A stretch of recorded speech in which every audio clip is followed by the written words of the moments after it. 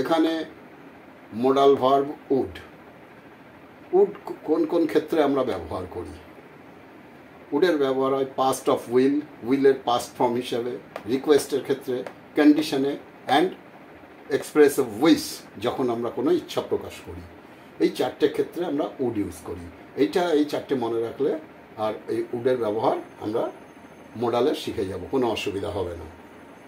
হ্যাঁ, এখানে প্রত্যেকটার জন্য একটা করে এক্সাম্পল দেওয়া আছে। যেমন পাস্ট অফ উইল, উইলের পাস্ট ফর্ম হিসাবে কীভাবে ব্যবহার হয়েছে। এখানে ফার্স্ট লাইনটা দেখো, হি টোল্ড হিম। এই টোল্ড দেখেই বোঝা যাচ্ছে এটা past tense, that he would help him. আচ্ছা, তাহলে পাস্ট টেন্স এটা ইউজ হয়ে গেল, আর এটা পাস্টেরই মিনিং তৈরি করবে। নেক্সট আসছে would. Would you lend me your pen?